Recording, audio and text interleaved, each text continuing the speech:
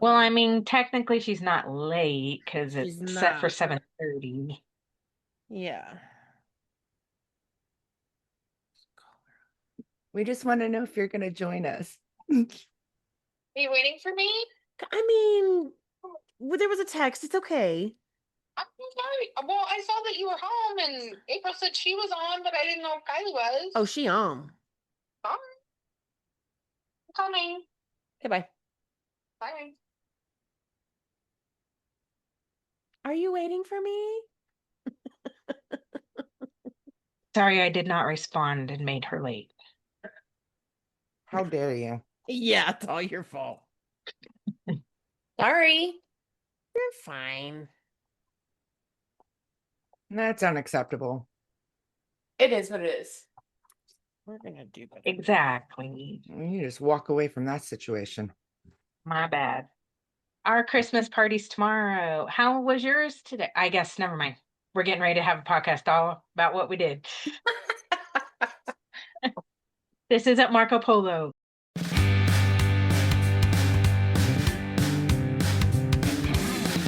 Welcome to the Mac Bestie podcast. We're four best friends with over 30 years of laughter, love, and lessons learned. From navigating life in our 40s to balancing careers, family, and everything in between. We're here to share it all, the good, the bad, and the hilarious. So grab your favorite drink, settle in, and join the conversation as we celebrate friendship, life's ups and downs, and the moments that make it all worthwhile. This is the Mac Bestie podcast because life's better when you share it with your besties. My week was pretty boring up until today. I guess I don't know. I'm trying to go back. Like literally the weekend was boring. I decorated my house for Christmas, so that was fun. I made hog dog food, not fun. And then I worked. But today was our Christmas party or our holiday party, property wide. And it turned out really, really good. And so I'm super proud of myself and Heidi and the rest of the team that put it on. They're still there right now because they have to be there until 11 p.m. Ooh. Some of them have Ouch. to be there until 2 a.m. Oh, So, yeah. it's an How'd you look out? all-nighter. Well, I mean, I've been working my ass off to make it happen, and I don't necessarily have to be there once it's happening. So, my job was to make it happen, get all the things in place. Um, And I then they probably run it. could be there, but I don't have to be there. And ew, no. And so you're Nope. not there. I kind of was like, well, like I have to go. Like I left at 4:30 and I had to go to Walmart because we have a potluck tomorrow for the finance team that I work with, and I needed to get shit for that. And I told them I got shit going on at 7. Like I gotta go. And they're like, okay, bye. Like I don't have to be there, but yeah, to incorporate to make sure like even our graveyard shift, like we're open until we're hosting the party until 2 a.m. so that the people that come in at midnight have an opportunity to take a break and come eat and enjoy the festivities. It's probably not as festive at midnight, but it's still there for them to enjoy. So I felt like it went really well. I'm proud of what I did and how it turned out, so that was fun. And it was ugly sweater day, so I wore my ugly sweater that said, and I don't think it's ugly at all, It's not. that No, it's not. said, I'm in my festive era, which is so true. So I also made, well, also my idea for the holiday party was to like do a DIY ornament, take home ornament so that you can like take Oh, something home. And so I played around with that and I made myself ornaments. Basically, what I did was decoupage wooden ornaments with napkins. Fairly easy. Damn, I dropped it. Hold on. Bend Fairly and snap. That's exactly what I did.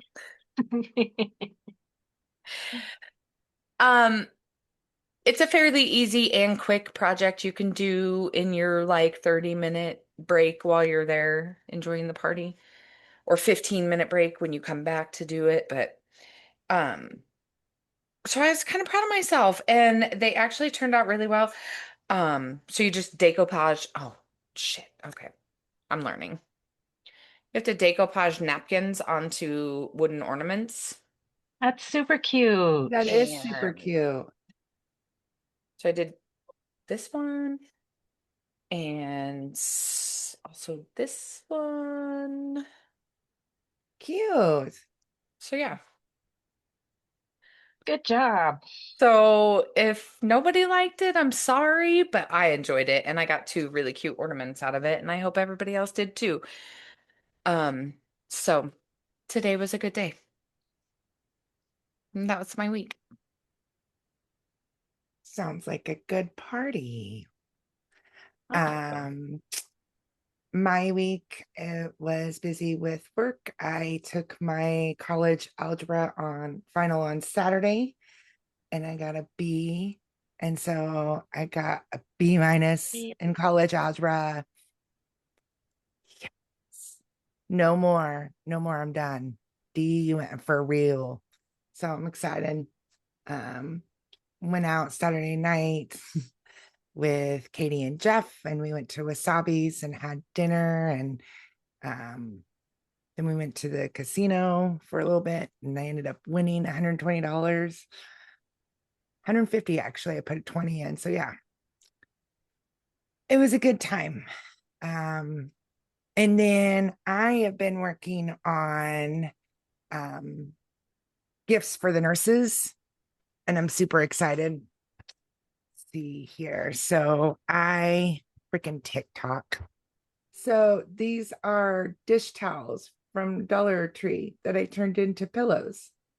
And then some of them I did like stockings. So like little couch Oh, pillows. And then some of them, hold on. I did different ones. Um oh, Look at us in our crafting era. so this one is made out of a placemat, and I made it into a pillow that'll match this pillow. So, cute. and then I got one more I want to show you that I did different too. So I did some of the Santa hats as a as a couch pillow.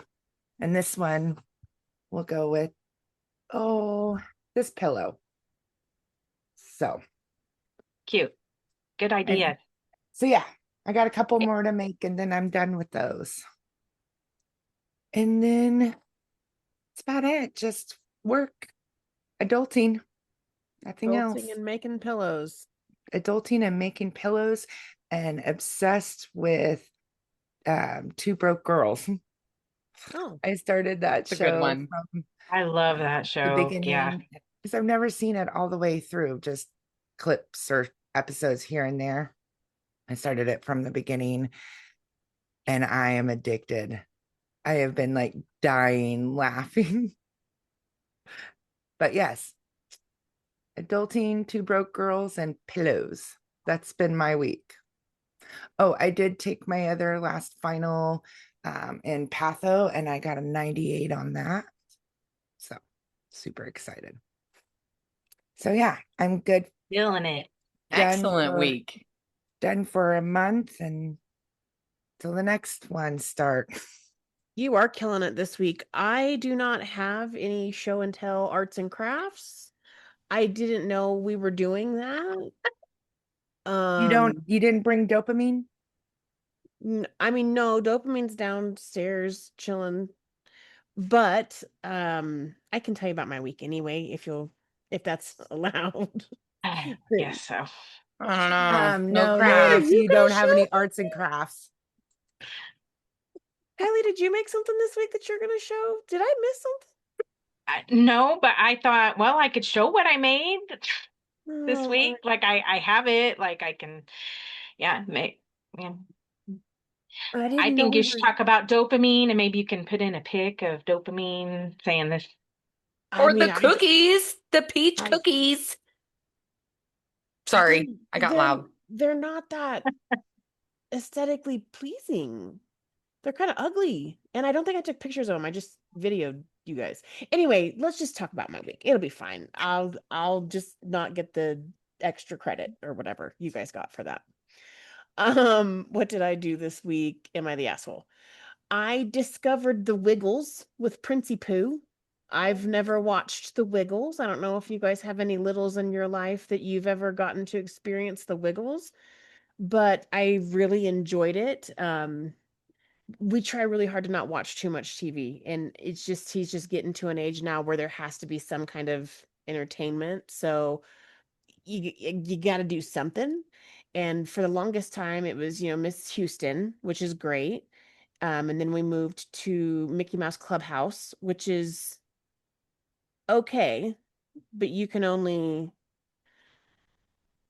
owe Toodles so many times before like you're having nightmares. You know what I'm saying? Like it just I needed to be done with it.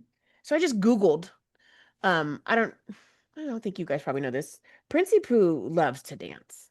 That baby loves to dance. And sometimes I'll just play music on my phone. Sometimes I'll play like Veggie Tales or some like kids songs, but sometimes it's not. Sometimes it's like adult songs. Um and so I Googled what are good shows for little kids to dance, and the Wiggles came up, and I was like, "Oh, I've heard of the Wiggles. Let's give this a shot." And so we've had a great time watching the Wiggles this week. I really don't hate that show. I hope I can continue to say that. I made a beautiful loaf of bread for my husband. It was like the whole reason I wanted to learn how to make sourdough was this loaf that I made. And not only did I make it, like I made the recipe. Like I didn't go find a recipe. I'm just like, after all the experimenting I've done and the things that I've learned, I'm like, let's just give this a shot. And holy shit, it turned out really, really well. It's really pretty. We've made some grilled cheeses with it. I had just a piece of it just with butter on it last night. On the way to the bowling alley. I'm like, put some butter on some bread. Let's go. I want to eat it. Let's go. Just really, really, really pretty. So proud of myself for that because that's my recipe. Hold on. Um, Sorry, question. That was okay. just sourdough, no extra. Mm-hmm. So Honey. you did it? Mm-hmm. Okay. I put some honey in. I was going for like a honey wheat kind of bread. And in fact, I think it could be more wheat, more wheatier.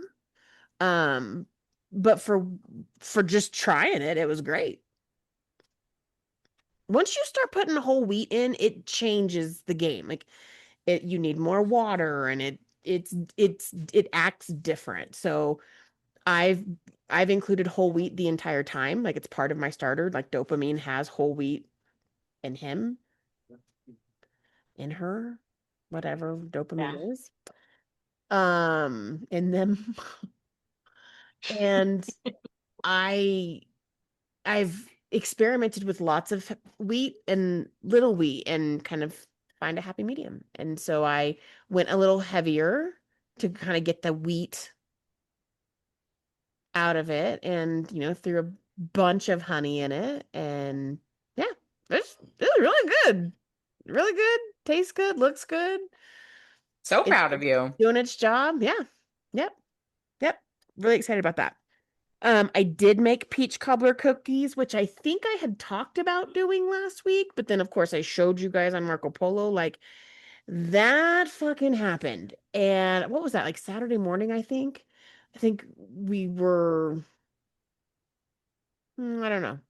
I don't know why I wasn't working. Probably just because I was tired. Like I wasn't out doing Spark and Instacart. I knew I wanted to be making these cookies.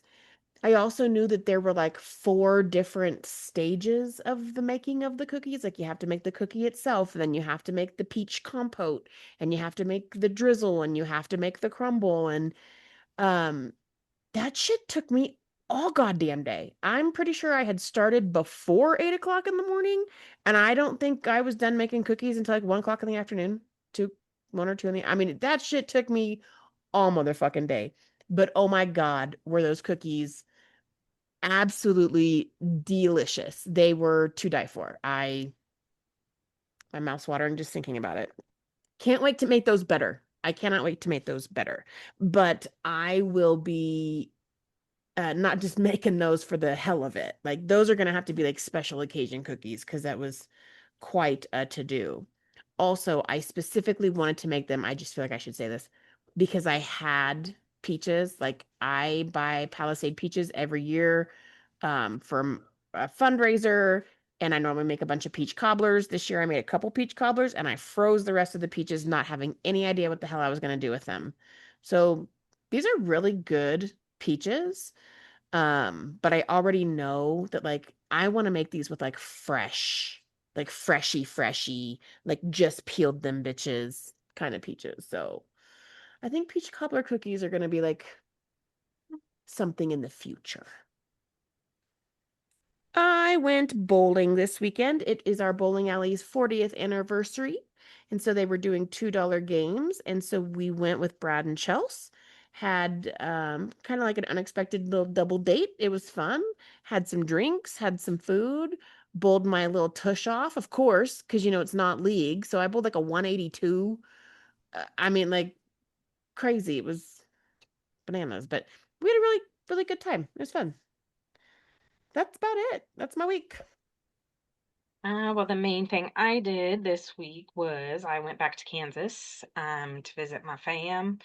We did our Thanksmas little gathering because, Matt has to fly in from California. Well, Maddie and Brock. And then my sisters, they're not like right by my parents, but, I have one has like an hour drive, the other one has like a 2 hour drive.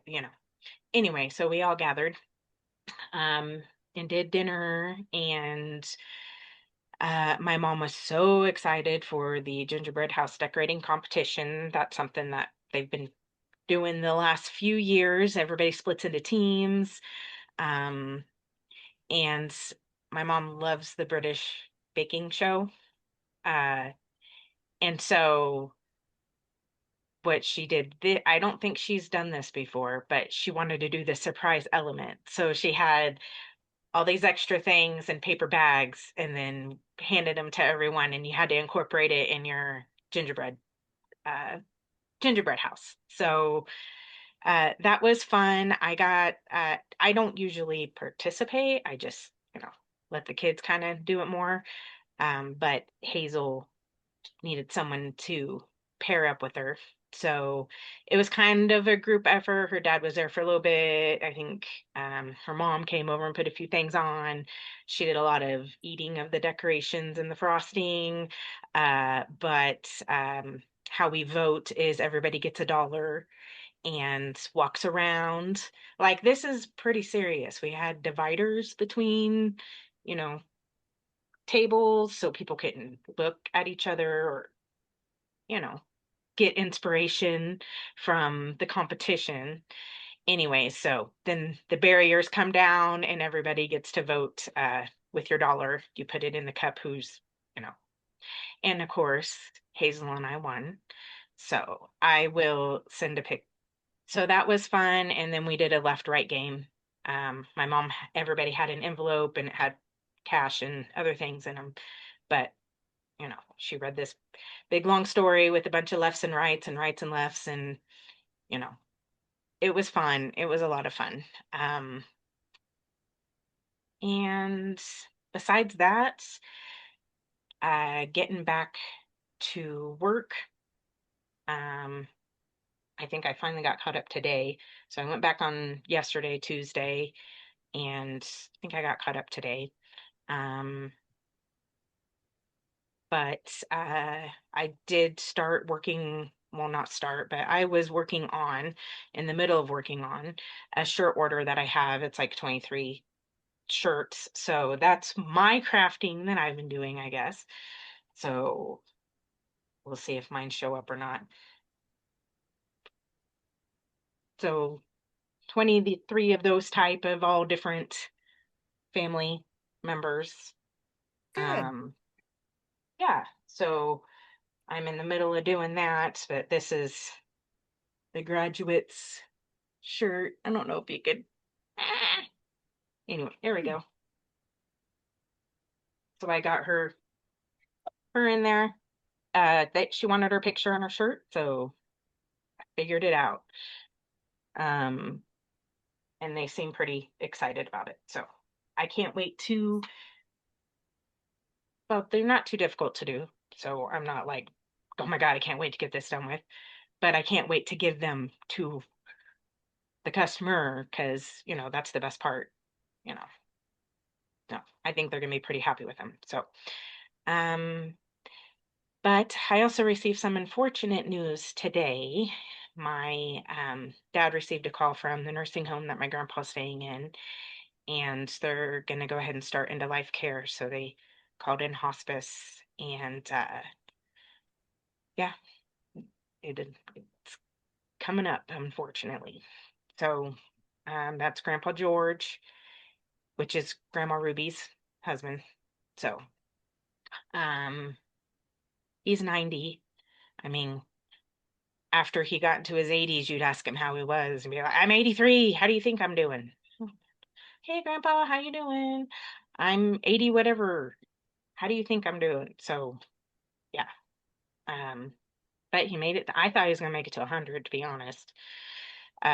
He was always one of those guys that I don't know, he was always looking for the next health thing or supplements or, you know, that Hmm. type of thing. So I mean, not that 90 isn't a great length of life, but when it comes to the end, you always want just a little extra. But I think he's I don't know. I think he's had some good care at where he's at, and my dad visits him often. So yeah. So unfortunately, I'll be waiting for some news, but uh, yeah, that was my week. Really sorry to hear that.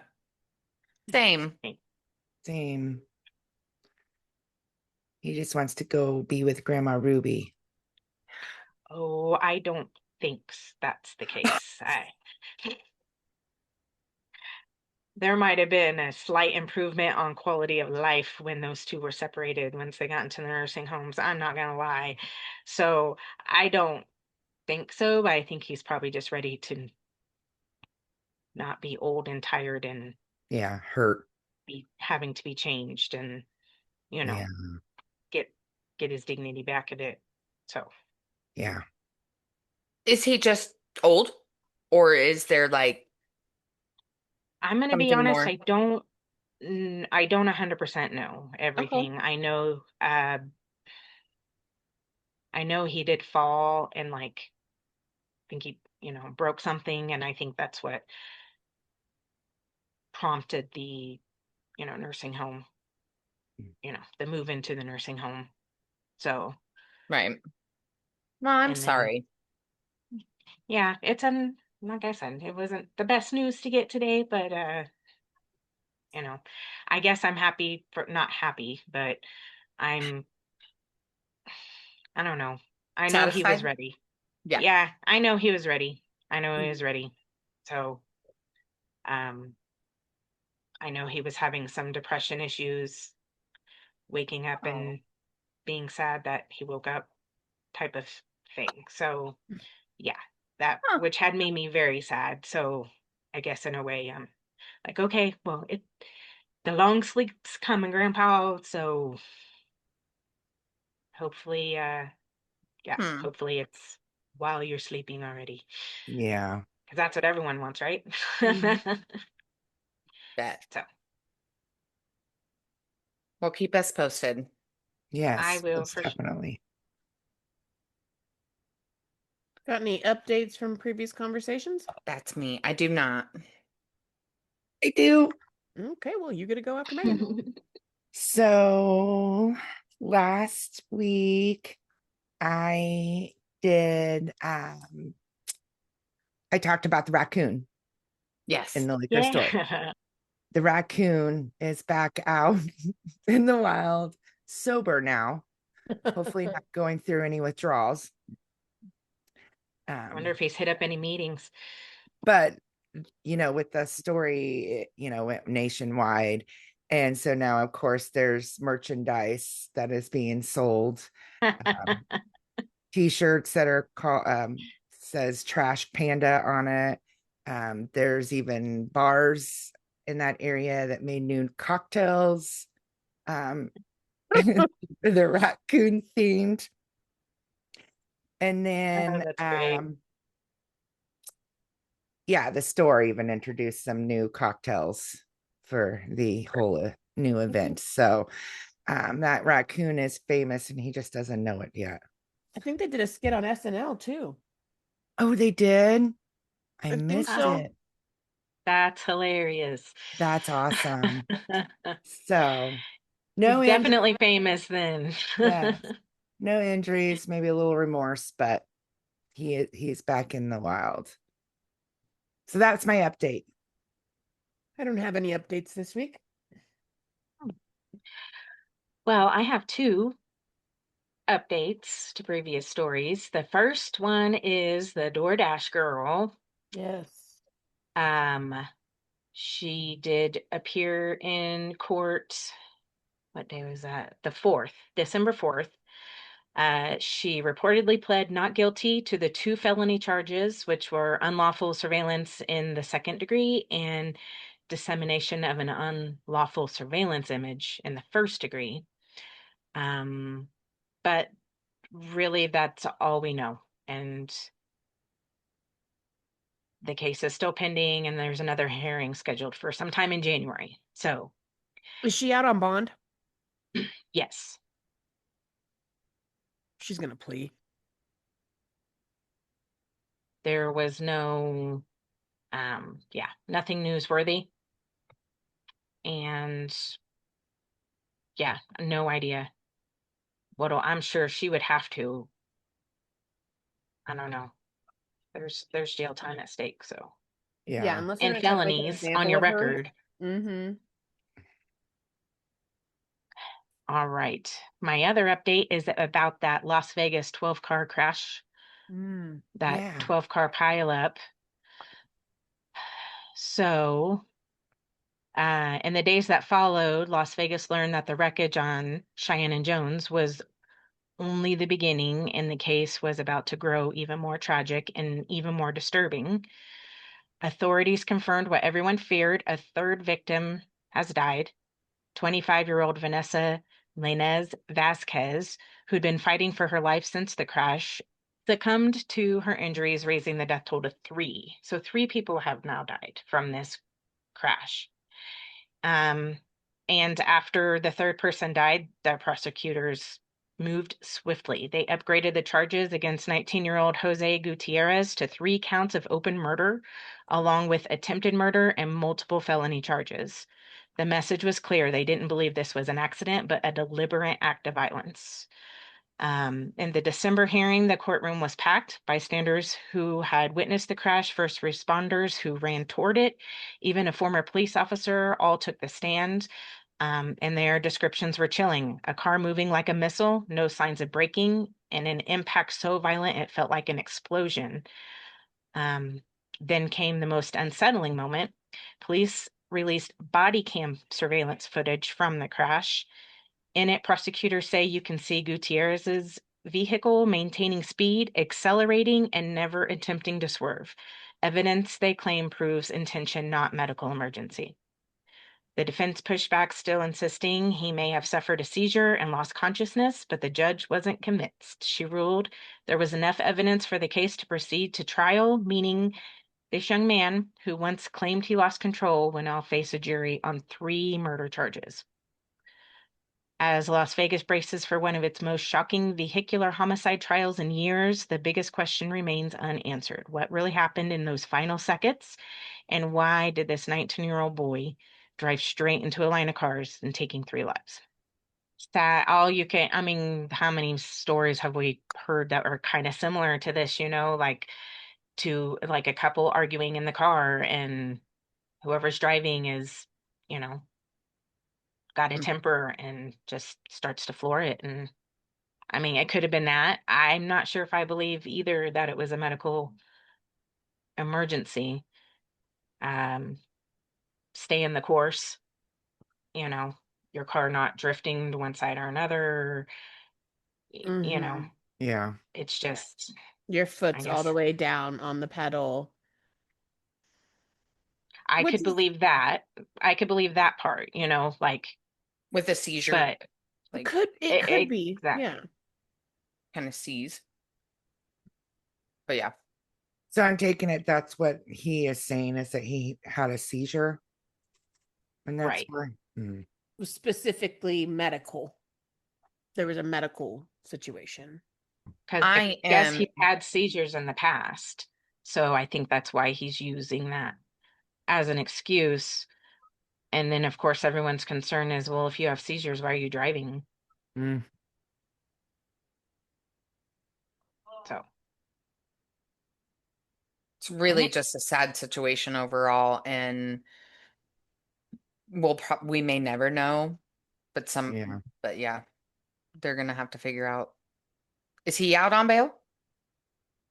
I do not believe so. And Okay. the article didn't mention that he was. I believe he's still in jail. Yeah, 3 counts of murder. I doubt he may even be Must have. hospitalized. I don't know. Yeah, I'm kind of surprised it didn't mention. It just was more focused on the charges and the victims. Yeah. No. Uh Right. Current events.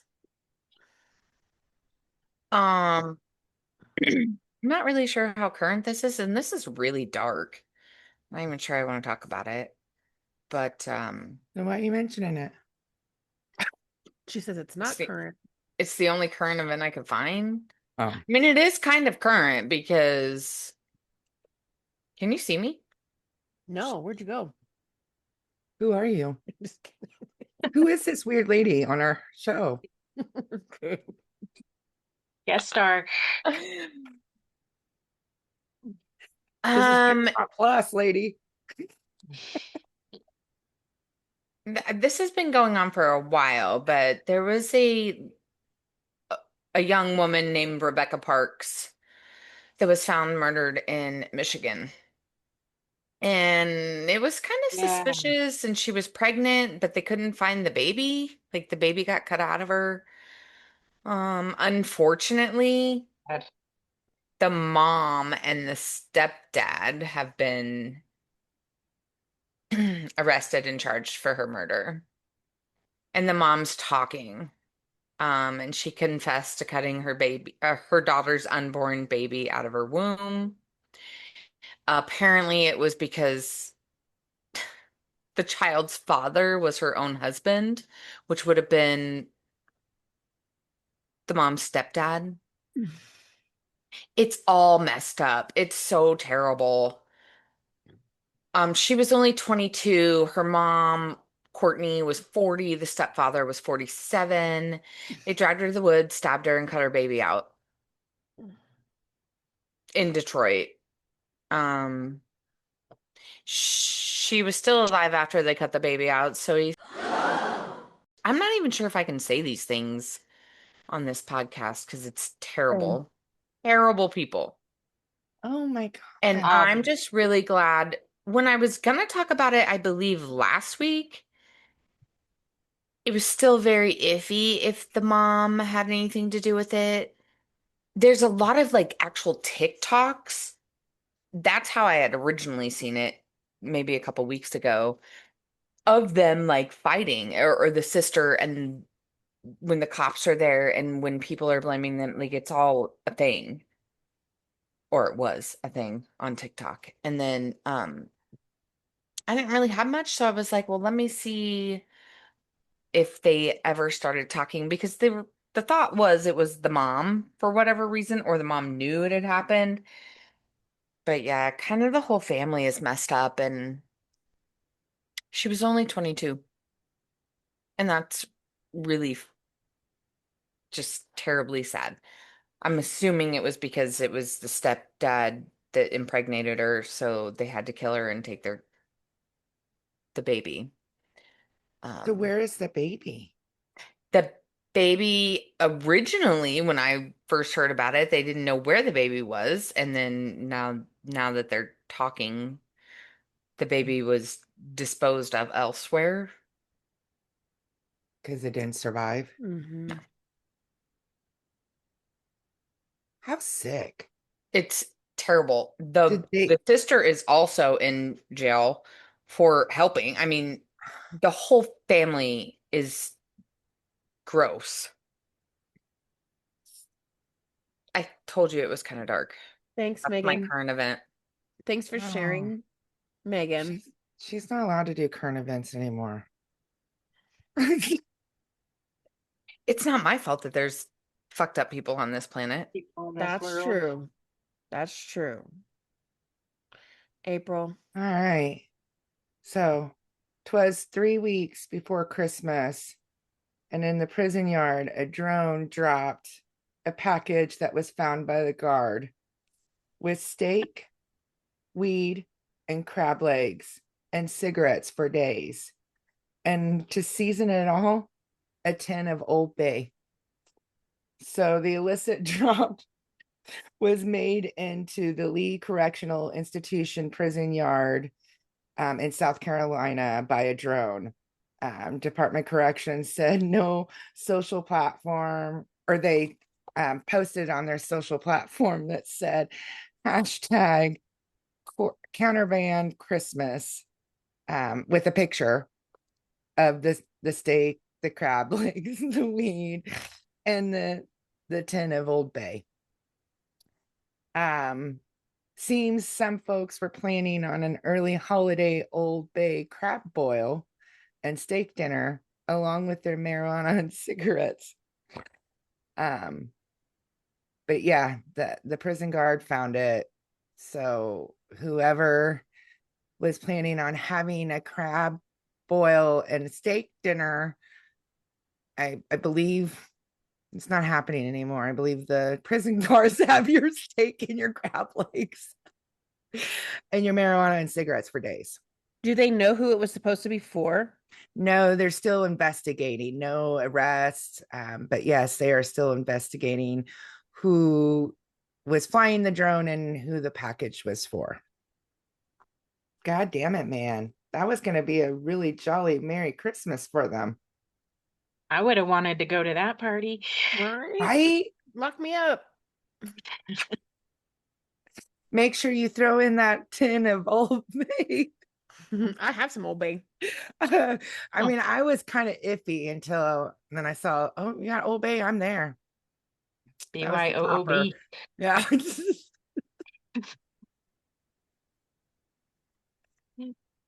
Oh, I was goodness. also going to talk about the drone crab leg drop. So What? we'll just move on to old Kyley. Oh, It's okay. that kind of funny. I even had the Okay. exact same article. When she started reading that, I was like, that's what mine says. That's hilarious. Okay. So my current event is, sorry, I had to find my little thing here. Is there's a small town in Michigan that has voted a goat their mayor. Okay. All right. So a small town in Michigan held a charity election and ended up choosing a goat named Lalo as their honorary mayor. And residents literally campaigned for the goat, complete with posters and photo ops. The election raised money for local projects, and Lalo now gets to wear a tiny mayor sash, attend events, and lead the town. People online are just think it's great. So some are saying, honestly, a goat might make a better decision than some politicians. And some say, I'd trust Mayor Lalo with my taxes. Uh, it's just all adorable. So It's maybe something to brighten up from Megan's darkness. Something, Um, right? but what would you guys, who would you vote for as far as an animal for the Oh, mayor of your town? April, I have a feeling a raccoon for you. You've Fuck yeah. got I like raccoons to a lot. drink. That's my. If we had to vote an animal into the mayor of the town, what animal would it be? Yeah. I'm going with a hairy cow, a small the Highland cows, the hairy Highland Okay. cows. Oh, Yeah, has to be Harry. they're hairy cows. Okay. I'd probably just go with a monkey because I always love monkey business. I think the True. goat's a good idea. Goats will eat everything. Like they'll take care of the yard maintenance in the town. Like they'll maybe even trash pickup. Anyway, the tiny mayor sash was, yeah, that's what did it for me. I put a lot of trust in him. Oh. Goats are I want to assholes. say something, but My grandparents had goats on their farm, and those little shits would eat. If you got a little too close, if you had a bracelet, watch, it is gone. Eat it. They'd eat everything. Anything you'd give them, down. I had goats. Yeah, were your goats like that, Megan? They did not. No. Those were 4-H goats. Those were well-behaved goats. My goat was amazing. She was a good goat. Her baby was an asshole. Yeah. But I had a goat. They were 4-H goats. You're right. I mean, they're fun, and I would love to have goats if I ever had the opportunity or whatnot, especially the fainting ones. They look like they would also be entertainment. Oh my God, I Yeah. agree. Uh, it'd be great for like social media business. People love watching that shit. Anyway. Kyley, True I story. sorry, I didn't mean to interrupt. I went and played disc golf one time with Dave and Brian Hmm. at a course that's no longer there. It was at a campsite called Jellystone, and it was I know decorated where that's at. just like Yogi Bear stuff. But on the side of the mountain, they had a disc golf course, and you could rent a goat to like carry your discs and shit. We didn't do that. Like you had to like arrange it in advance. However, we did run into the goats when we were out like on the trail, out playing. They were like going to walk the goats. And I got to pet one. And like I have a picture of Oh, me with like a disc in one hand and I'm like bent over petting a goat out playing disc golf at Jellystone. I didn't know you could do that with goats. I know you could do that with I like absolutely mules love and that story, hmm and I want to do it. well, Jellystone's closed now, but I'm sure you can do that somewhere. It's time to pay the bills. Let's hear from Plantbrella. the Plantbrella is a colorful umbrella for outdoor gardens and potted plants, designed to help protect your plants from the intense, direct sunlight, heavy rain, hail, and frost, while allowing some light and rainwater to gently pass through to your plants. The Plantbrella is not only a colorful piece and decoration for your garden, but is an effective way to keep your plants safe, hydrated, and live longer throughout the garden season. Plantbrella, we got you covered. What's cooking good looking? I wanted to make a snack, and I wanted to make butterscotch Fritos. And I've only had butterscotch Fritos like maybe a handful of times in my life. And I only know one person that makes butterscotch Fritos. And that person happens to be part of this podcast. Her I name know is that. Crystal Gale. I know that bitch. Why are you doing that to me? it's better than Antoinette or whatever Yes. yeah. Yeah. Remember, it's the second worst middle name, not the first. You're right. I start looking up on Google how to make these things, and everybody wants me to put like peanut butter in them and like just all these things. I'm like, no, I just remember Fritos and butterscotch. That's it. So I am told to double boil butterscotch, which I do remember, but the last time I did it so wrong. I didn't realize that you couldn't have even the bottom of it. Like I knew you could not get water into the top of it, like no water on the top.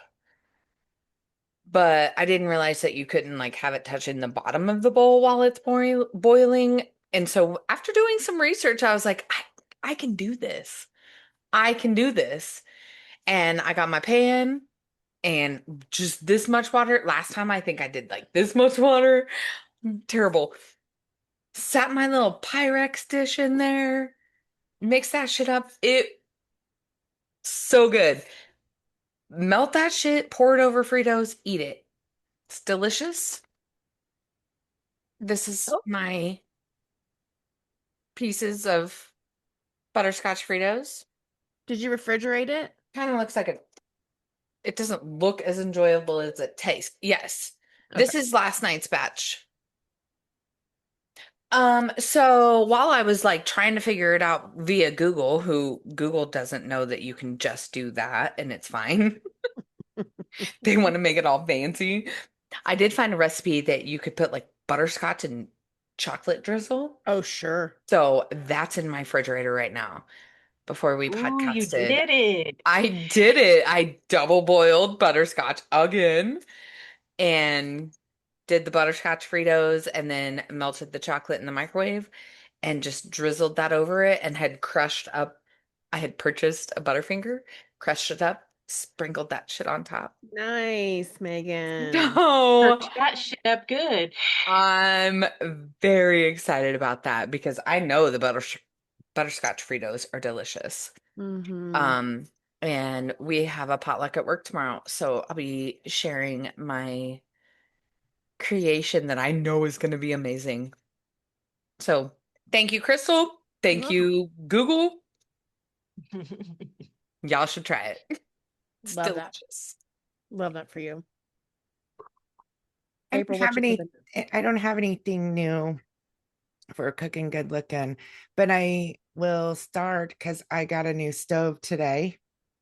Oh, Oh, yes, a brand new stove and a brand new dishwasher. I'm gonna start doing some cookies and I'm gonna make my cinnamon rolls. But as of right now, I have nothing for this episode. okay.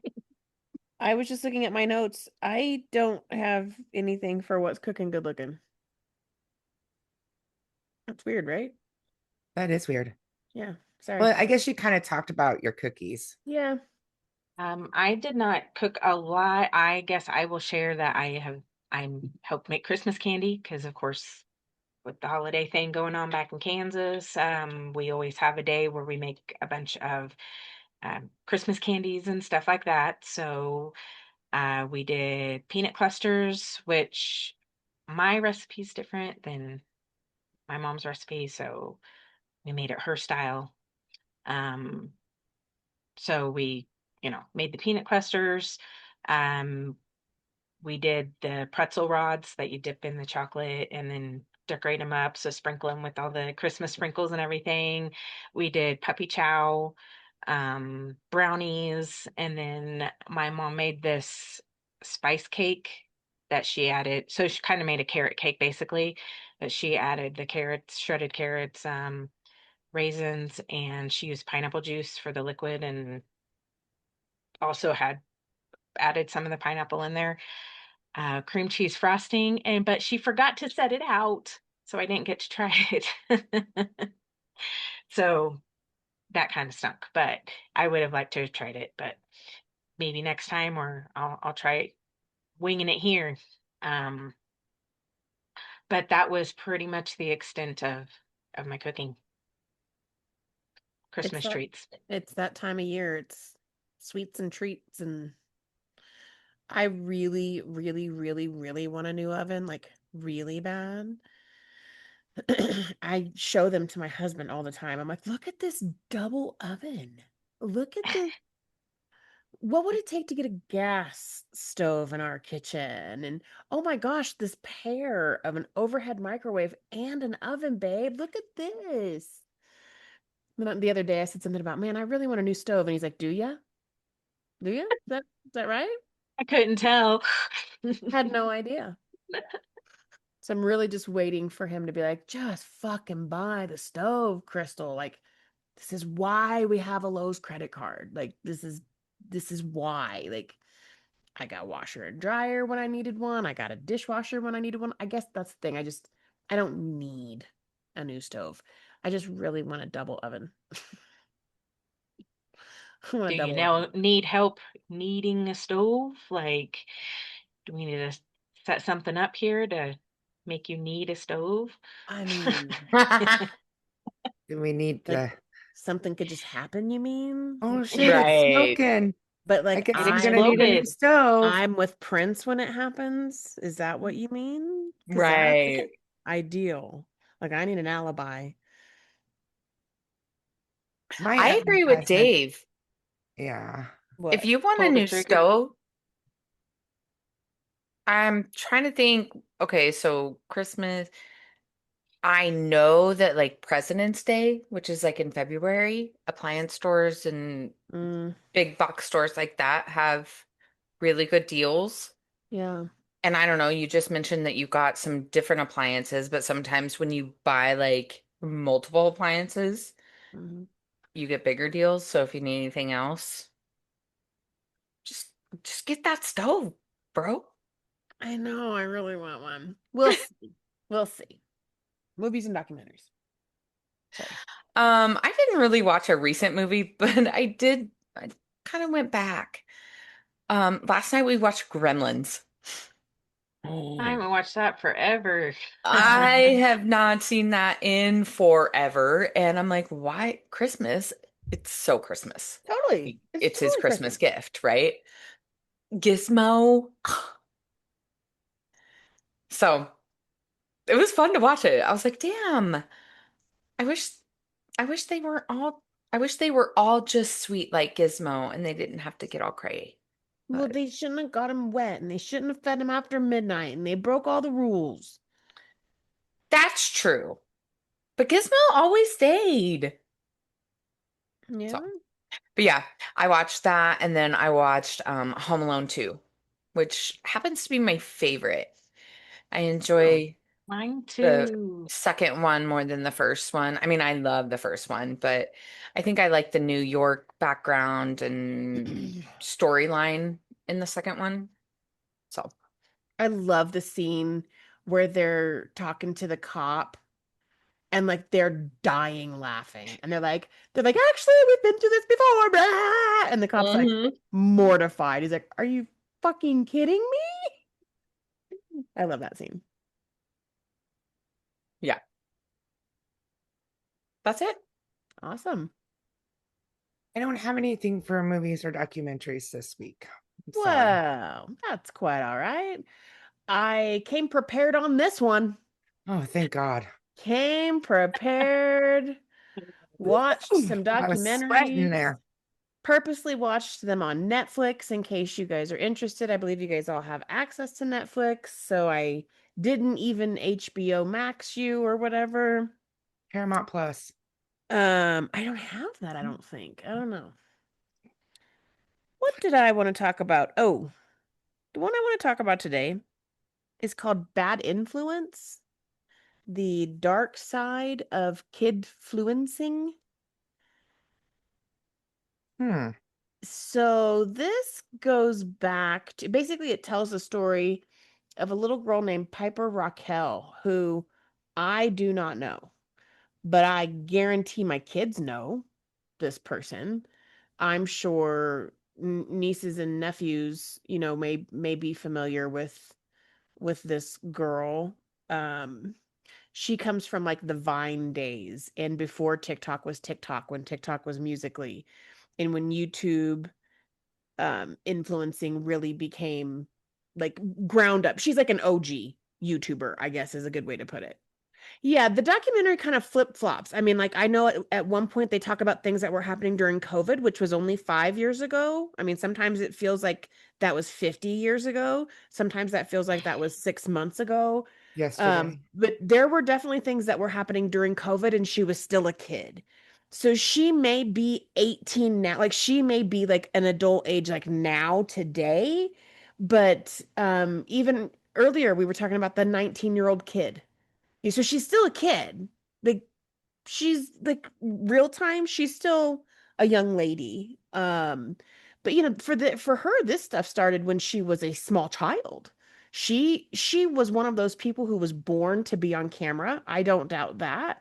Um, she and her mom is really the driving force behind she's basically the villain of this. How long was this? 4 episodes, I think.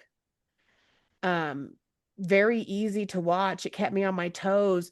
The revolving door of other moms and children that came into this girl and her mom. What the hell's the mom's name? The mom's name is Tiffany. Tiffany's like the momager. She is the brains behind the operation. And it's all about the Benjamins for her. It's all about the money for her, of course. Um, and really this documentary makes you think that you're just watching these kids network, which is kind of cool, to build their platform and to build their brand and to build their popularity. They realize that collaborating is the way to do. Like imagine the four of us trying to each have our own four different podcasts and just kind of hoping that they would do well. Number one, us doing it together, like, is a collaboration in and of itself. But something that I was actually reading to grow your podcast listeners is to go on other podcasts and have other podcasters on your podcast, which I never knew that. Same idea. Same idea 20 years ago when these kids were building YouTube. Yeah, you can have your own thing, but you really have to work with other people so that they're fans like you now and vice versa. So they ultimately create the squad and they have this group of kids who create content together and they're called the squad. I remember when we first got on TikTok and hearing something about like Hype House. Again, this was during COVID when we weren't supposed to be interacting. So these people would go get these big mansions together to create content all day, every day, and get paid tons and tons of money to do it. So they could afford the big mansions, right? Um, Piper and her family were not, the creators of that idea. Hype House wasn't the creator of that idea. This is something that a lot of content creators did back during COVID and probably still even do that stuff today. Anyway, the story talks about the squad, how these kids come and go, how the parents were kind of fed one line, um, and their kids really enjoyed being a part of this. All of these kids talk about how much they love this girl Piper. And she's cute as a bug in a rug. Again, I didn't know her, so I don't have any kind of connection or um what's the word? Like nostalgia for her. Like there's nothing there for me with her. But ultimately, the parents realize that the mom is just making absolute fucking bank. And the mom has control of all of their kids' social media platforms. And they would like a piece of the pie as well, right? They would like some of that money too. And she won't give them any. She's got these kids working 12, 14 hours a day, literally, like working to make these videos, doing these dances, setting up these storylines to get followers. She knows what is working with other viral videos, and these kids are absolutely viral. Like they're very, very popular. They go on tour together. They do all kinds of shit because there's money there. So a bunch of the kids leave, like they leave the group. There's plenty more in line behind them to come join Piper's group. But they sue the mom and they're like, give us our fucking money. Like all we want is we want to be paid for the work that we did and what our share should be.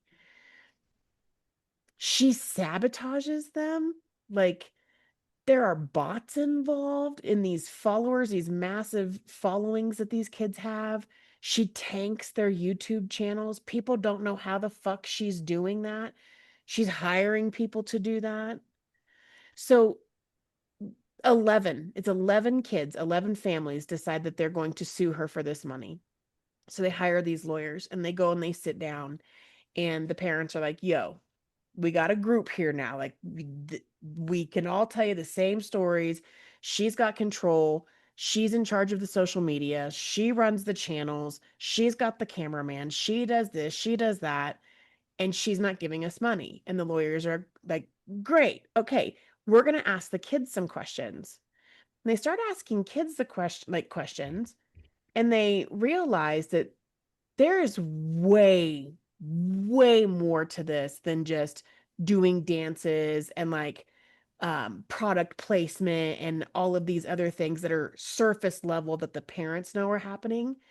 And these kids start talking about all the sexual abuse that's going on, all of these inappropriate Oh, conversations and things that are happening, and being encouraged to do more than make out together. And it's it took me for a loop I was not expecting to be looped on, if that makes sense.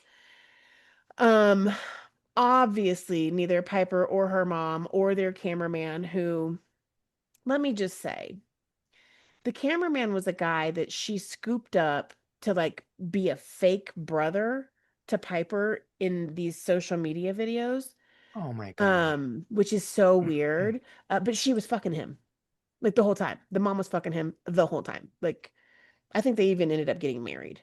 So like, she's like a full ass mom and he's like a 19-year-old kid who's pretending to be brothers with her 11-year-old daughter. And the mom's like fucking this kid. Like, it's crazy. It's crazy. The lawsuit ends up getting settled out of court, and it's for like $1.1 million. And I'm like, so each family got like $100,000. Like, all this craziness, all the YouTube channels getting tanked and the hate campaigns and the sexual abuse allegation, the allegations, everything's alleged, I guess. Um, all that. And at the end of the day, each family went home with 100 grand. Like That's that's it. it. That's that's all. These kids were, I mean, abused. They were abused in many, many ways. They were little kids. Some of these people like started their social media stuff when they were like 7, 8, 9 years old. These were little kids who went through this shit, and it's absolutely insane. It's sad to see some of these like behind the scenes videos where these kids look absolutely fucking exhausted. They did a lot of pranks on each other. There was one prank where they pretended, like, they hired like people to look like cops. They had a car and everything. They had uniforms, and they arrest one of the kids, and these kids are sobbing. Like, they're like, "Oh my God, our friend's getting arrested." Like, they were just beside themselves, and it was all like for a fucking YouTube video. Like,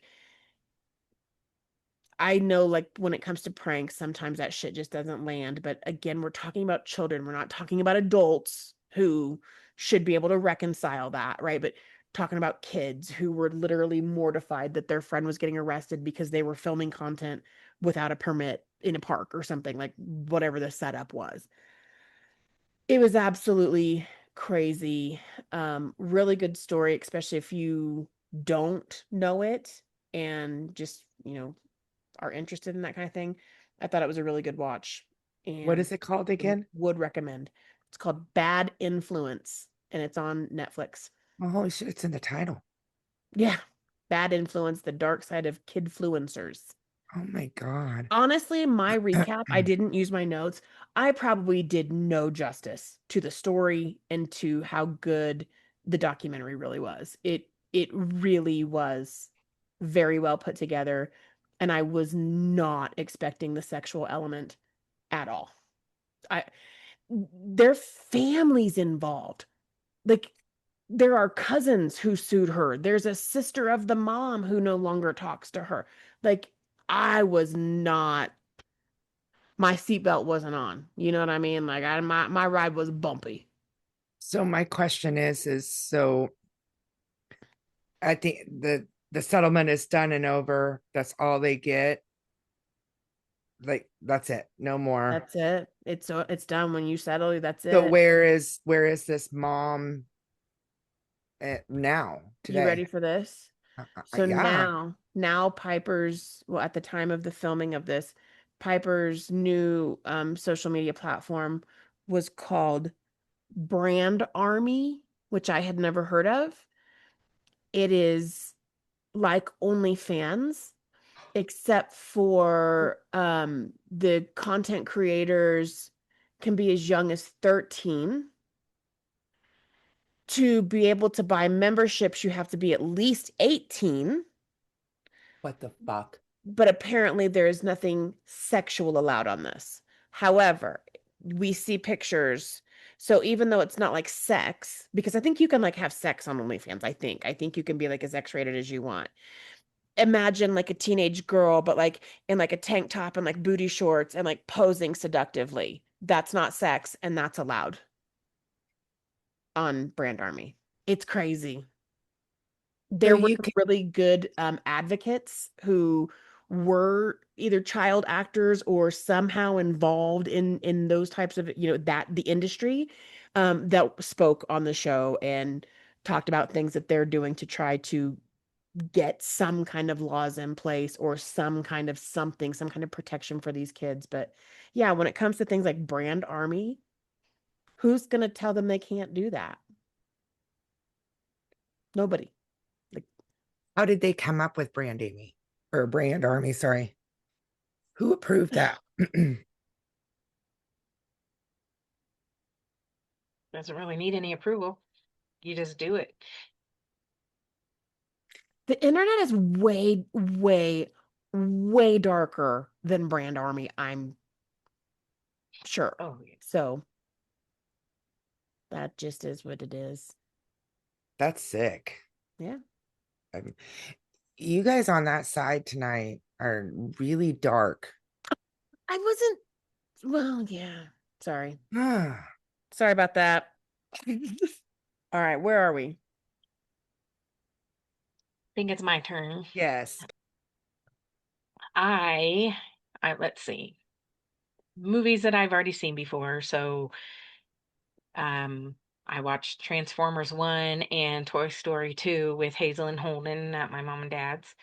And then, let's see, Anthony and I watched Home Alone 2. Um, I think he thought he hadn't seen it before, and then once it started playing it, I think he remembered. Um, this week while I was working on shirts, I watched Tommy Boy, I watched Black Sheep, and then 16 Candles, just because it happened to come on next on the rotation. Um, but for my documentary, it's a little darker. Sorry, Aggie. Getting darked out this episode. Um, Hold up. the guy taking nipper. Uh, I'm ready. all right. Let's do Well, this. unfortunately for a couple of you, I did watch this on HBO Max. Um, but I watched a documentary called Thoughts and Prayers. Thoughts and Prayers: How to Survive an Active Shooter in America. And it just came out November 18th, so it's very new. Um, but basically, it's a documentary that examines how the United States has responded to the persistent crisis of mass shootings that we have in this country, especially in schools, by creating a multi-billion-dollar active shooter preparedness industry rather than focusing on prevention. It kind of follows that industry. It's become a $3 billion industry. And it basically kind of went through what they do for that, and lockdown drills, tactical training, bulletproof backpacks, classroom shelters. Um, they have training for teachers they could do through VR, different simulations, or actually go into the gun ranges and learning how to shoot guns. And it's kind of becoming routine in this country. And they did a lot of interviews with students and teachers and parents, and then of course safety experts. And um, I believe it was Utah, Oregon, and New York that they did, so they kind of spread out a bit, um, kind of just showing how all the teachers and students just kind of navigate through the new reality of it. Um, and like they even showed, I don't know if it was the safety like people or if it was the actual teachers and stuff, but there was like a months long like immersive drills that they would go through on like mass shooting scenarios. And um just it was just kind of about how this is becoming the norm. And you know what kind of effect does it have on kids nowadays? Like you're preparing for your possible death or the death of your friend, like you're preparing how to handle that in these crazy situations. So um yeah, little darker. um Did you like it? Like, did you think it was a good movie? I did think it was good. It just kind of made me angry, Mm. kind of made me sad.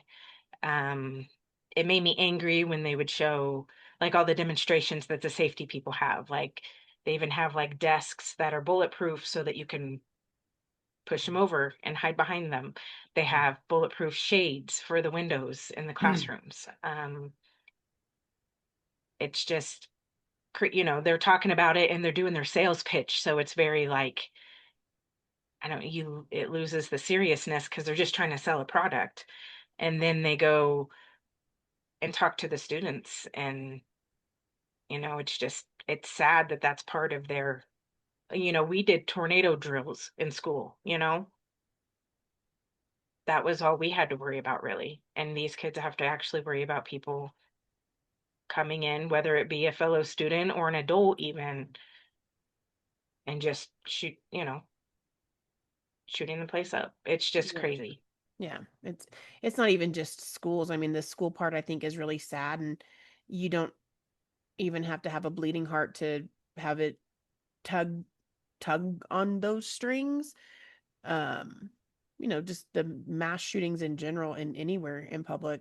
That concert in Vegas was fucking insanity. In Yeah. Colorado, we are no stranger to mass shootings. We are a hot spot for them, which is sad. Like, I don't get it. I don't know why people here are so fucking chill. Well, whatever. The grocery store, the movie theater, like that shit's insane. Makes me sick to my stomach just because, Miles in school, Sure. it's things that we never thought about, or, you know, I don't even, and maybe it was, was our school even locked? Like, I think that Nope. people could walk in and out, now that's not the case. Like, you go to the door and you have to get ringed in, Mm-hmm. just something that would never think of.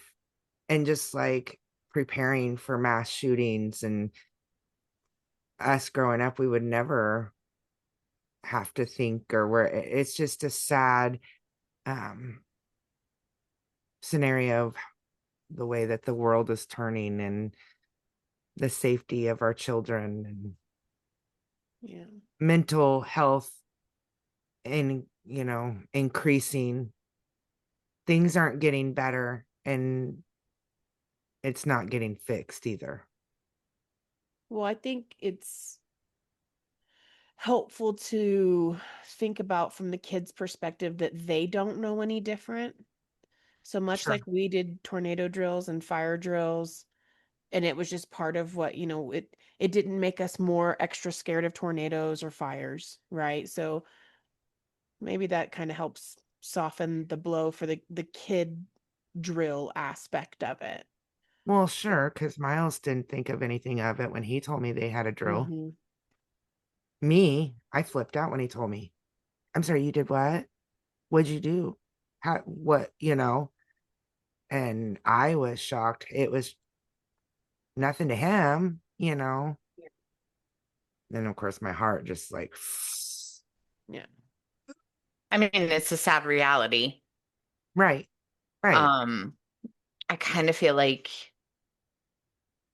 my thoughts on the documentary are I think it's irresponsible that we're paying for like reactive um protocols and Hmm. people are I think getting rich off of products. it. And Products. I feel like there's a situation behind that that I don't feel good about at all. Um, and yeah, a lot of money gets spent on being reactive to a situation instead of proactive. Now, what could change? I'm not exactly sure, and I'm not going to get into all of that, but I just mental health, getting the family back, having lower grocery bills would get two-parent families back into the home. Like it just goes way deep. Yeah, Hmm. there's a lot And to it. Yeah, there's yeah, way and more. instead, this documentary seems to be more about focusing on how to protect it, which I don't necessarily disagree with. Like, yeah, we've got to protect them, but these companies are making too much money. That's kind of what the And point of the documentary it's was just that they're being, disheartening. Yeah. yeah, that was the point of the documentary, is that we're being reactive. We're not trying to Hmm. prevent anything. And, like what kind of effect is that having on our kids? Yeah, maybe that's the new normal for them. They don't know any different, but it's really sad to these interviews of these kids, and they know all the good hiding spots in the school. So if something happens, they know where they can go so that they can hide. It's just Mm. Yeah. so sad to see. And I don't have the answer for it either. It's not that simple, I realize, but I feel like the way it's being handled is it's just another money making opportunity. Like, oh, I know how to prevent you from getting shot. Oh, buy these bulletproof shades and this bulletproof table and this. It's just, ugh, sickening. Well, the very first time I ever went through an active shooter training, it was done by somebody who was career law enforcement, was responding at Columbine, like has worked this metro area and has been a part of a lot of shit. So he had a really good resume. He was a cop's cop. You know what I'm saying? Like he was Joe America. And I hung on every word that man said. Like I was like frantically writing notes. Like I believed every word that he said, because this was his career. Like he fucking knows his shit. And he talked about a high school that is on the Eastern Plains. So, Bennett maybe. I don't remember. It's been quite a few years since we did that training, but um he said their approach is to arm their teachers and their staff, and they make no bones about it. That there are signs everywhere before you even get into the school, like, um our people are armed. And he said, I guarantee you there will never be a shooting there. Like it's not going to happen. Like people know that if you come here and you think you're going to pull a gun and do something, you're done. You're dead. You're gone. And I believed him. I believe him. Like I think without getting in like super deep in like the 2A conversation, there's that saying, the best way to stop a bad guy with a gun is a good guy with a gun. And I think when it comes to things like school shootings, it's really disgusting that there are companies that make money off of bulletproof blinds and desks and doors and um but if we have guns, we need those types of products, or we need a different kind of approach, like what Joe America said, which was arm your fucking people. And I think he's spot on. Like he's absolutely right. In Utah, I believe it said that um, if as long as you have a permit to carry, if you're a teacher, you can bring it. You don't even have to notify staff, students, anybody. You can carry it on you. Like, so um, that's interesting. Utah, like I Yeah. guess um, but unfortunately, I kind of agree with that. Like, it's probably a lot of scenarios and previous shootings that had would have had a lot less fatalities, and Yeah. I don't know. I don't know. There's a lot of different opinions on it, and there's a lot of different probably ways it could be handled, but anything involving getting rich, that seems to be what piques everyone's Mhm. interest most, I guess. I think one of the biggest political divides is guns. And I think it's just fair to say guns aren't going anywhere. So we got to figure out how to deal with people having guns. And I think this is a great example of it. Like if we think that guns are the reason that school shootings happen, okay, then arm your fucking staff and faculty. Like stop letting school shootings happen. Shoot the shooter. Sorry, I don't know. Maybe that's like super easy and simple and insensitive, and I've never been through something like that, but I don't know, man. I think there's some people on this planet that say, like, I'm here to teach your child. I'm not Sure. Sure. a police officer. Totally. Get it. Totally. I But don't feel comfortable having a gun. Like, Sure. what if I'm Which is irresponsible and why, somebody I gets don't, my gun? Like, yeah. they shouldn't be held responsible to protect their children in their classroom via a An, deadly an, a weapon. gun. Yeah. Yeah. No, sure. Which I don't necessarily agree with. I'm just telling you why I think people feel one sort of way about arming their house. I don't think every teacher would need a gun.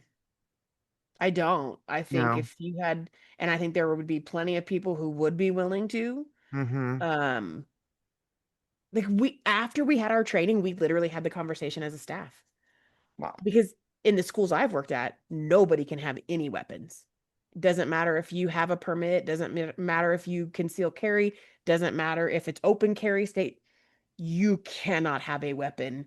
And it's not just a gun. You cannot have a weapon at the schools that I have worked at. So that meant that we could not be armed.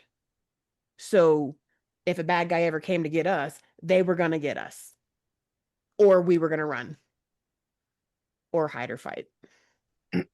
But we were going to get got because we could not carry. So That's just a whole different rabbit hole because then I think that's fucked up. You should be able to protect yourself. This world is crazy. Yeah, I feel like if you feel comfortable with doing that, absolutely. But Yeah, I and if don't think you you went should through expect and every followed, teacher or every yeah, person in that school to carry a gun. I don't think there would have been that type of expectation. I don't really feel like I got that vibe. But again, also talking about this high school out on the plains, I am talking about gun-toting people. Oh And yeah. I wouldn't be surprised if Right. Susie, the kindergarten teacher, was packing, Right. because Right. that's the Right. kind of No, I person get it. yeah. Yeah, so yeah. totally get it.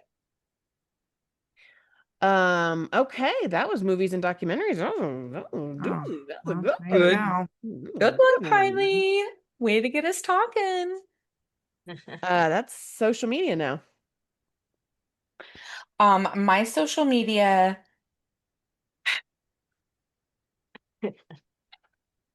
Have you guys ever watched Loved on the Spectrum? I've heard of it, but I've never watched it. Love on the Spectrum USA, maybe? Shit, I should probably have researched that, but I didn't. It doesn't matter. It's been out for a while. If people don't know what it is, look it up. Um, there is a person on Love on the Spectrum named Tanner, and Tanner is a great human being, and he's so fun and full of energy all the time. Love Tanner. Tanner loves Jack Black. Okay. So Kelly I know you're about to Clarkson. talk about. Yeah, sorry. Kelly Clarkson had Tanner on her show recently. She had him on previously, I guess, and he had talked about how he loves Jack Black. And so Tanner and his sister were back on Kelly Clarkson's show, and Jack Black came out, and Tanner was over the moon to see him and loves him so much and can't wait to like hang out with him and do all the things with him. And it was just a really fun um video to watch. So watch Tanner meet Jack Black. Jack Black is amazing. Um, we've talked about Tenacious D in probably the last literally 5 episodes.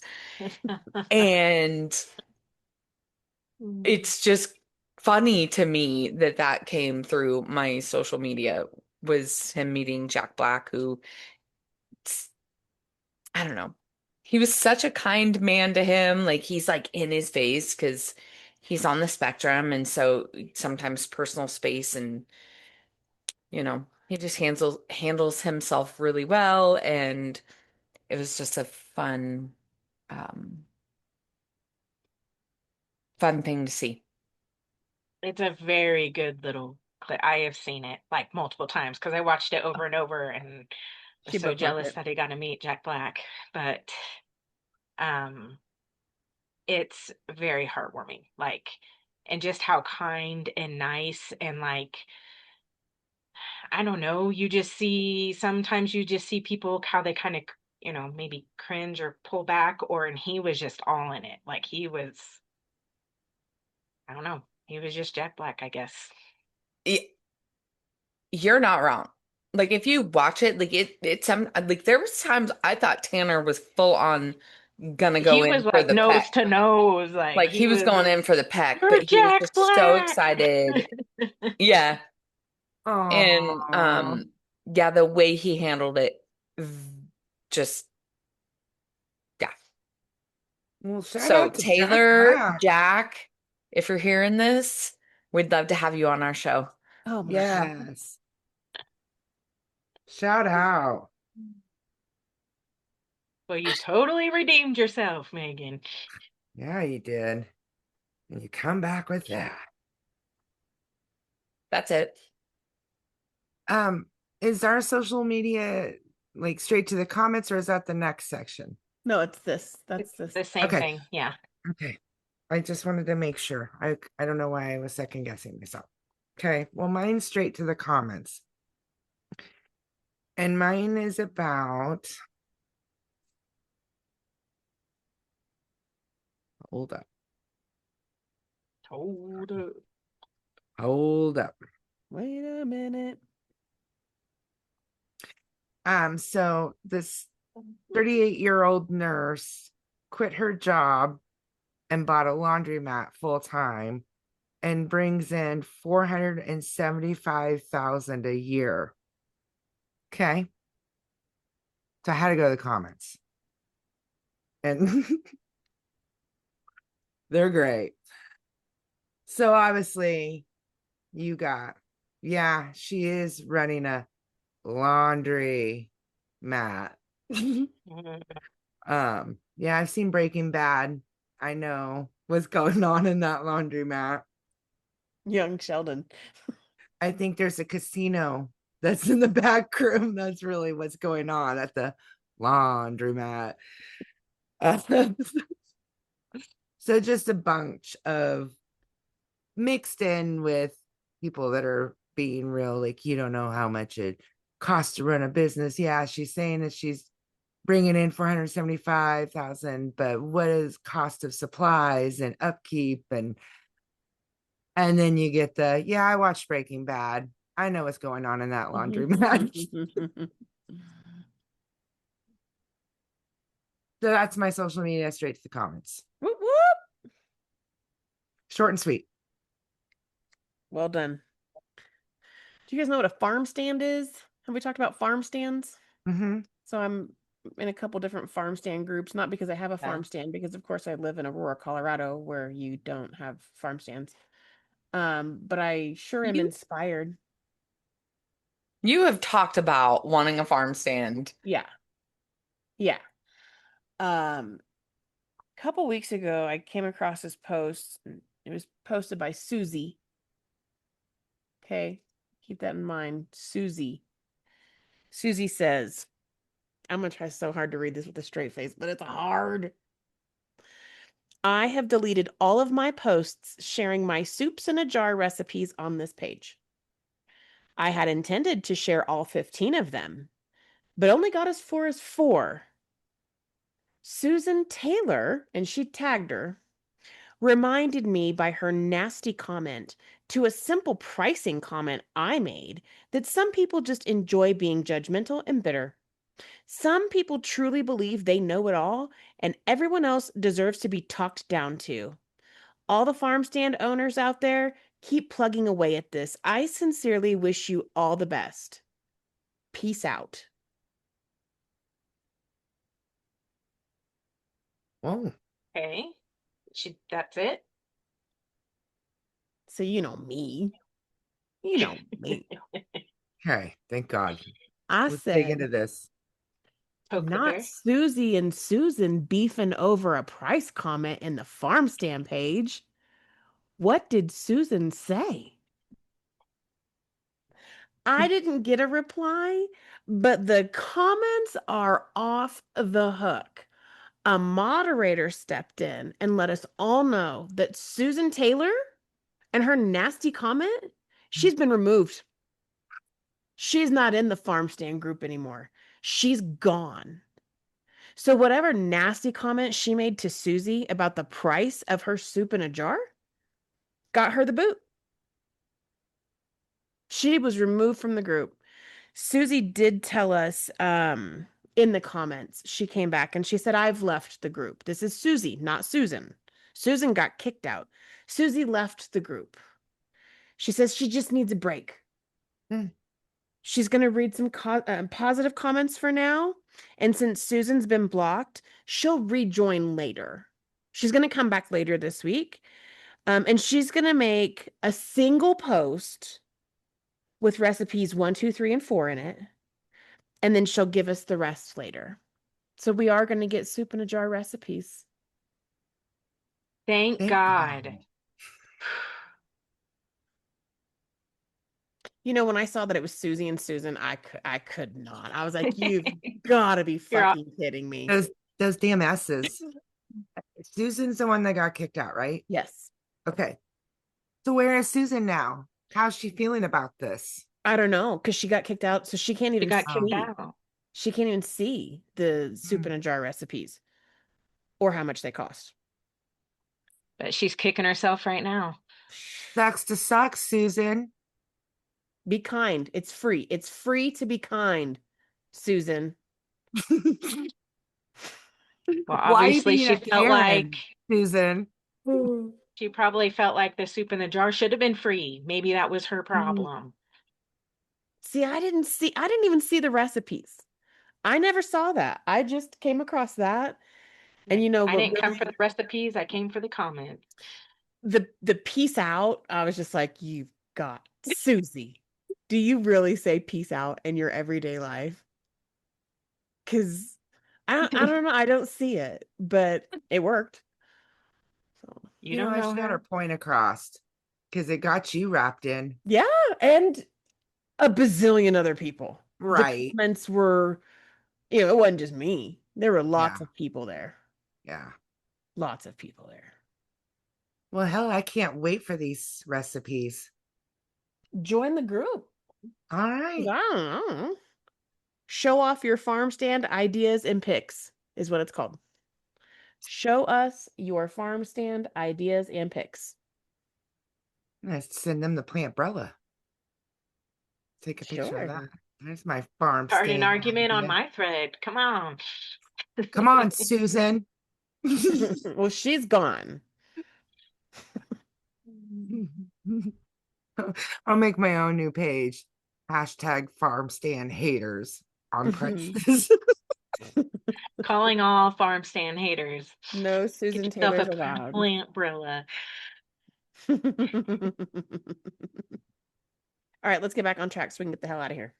Yes. Where are we at now? Kyley. MACK. K for Kyley. All right. I didn't see too much on social media. I wasn't able to scroll through TikTok as much as I usually get to. Um, but I'll just talk about TikTok my mom sent me about the Easy Bake Oven. If everybody remembers the Easy Bake Oven. There's this lady crashing out. She said that they were charging $190 for Easy Bake Ovens now.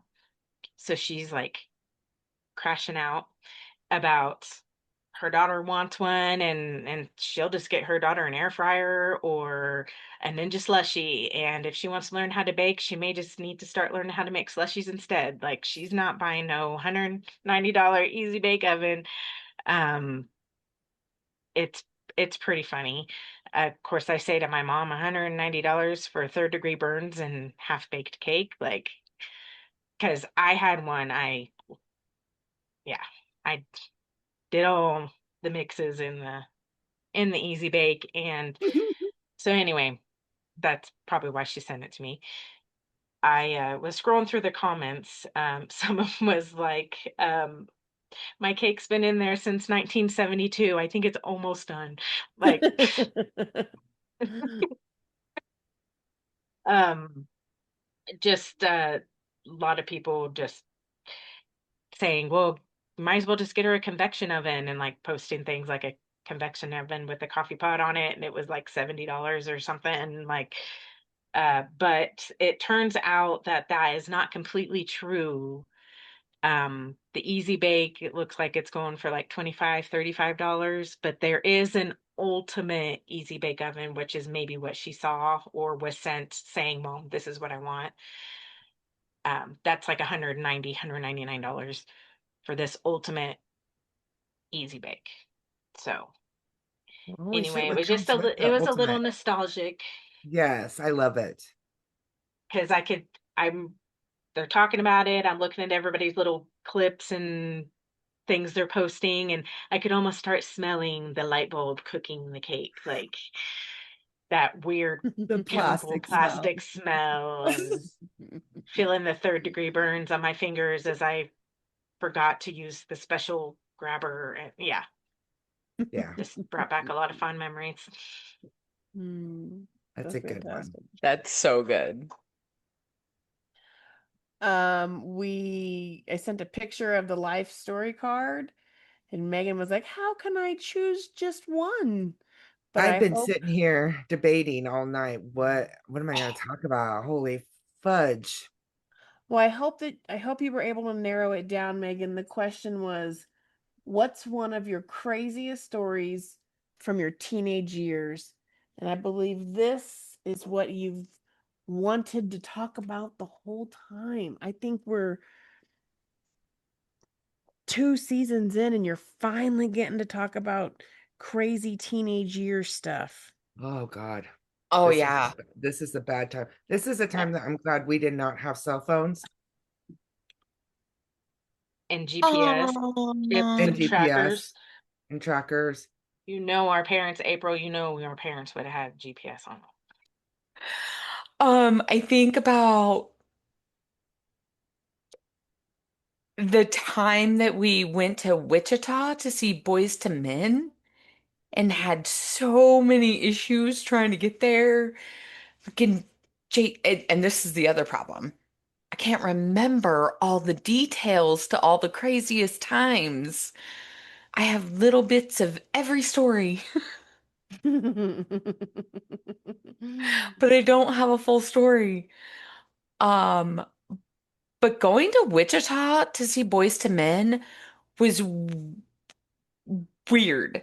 Like we started in a truck that we couldn't get there in. I think it was Jason's, and then we had to get some help, like with mechanical issues. We finally got there, but we were it was just wild. Audrey was there, and we were going to Shelly's house, and it Oh, that was a that's a wild. name drop. Yeah, yeah. Um, I think about that because it was like one my first concert ever was Boys to Men, and there was so much leading up to it that it was just it was crazy. We wrote on the back of our window. Um, Concert was great. Yeah, the concert. Oh yeah, that's what we're talking about.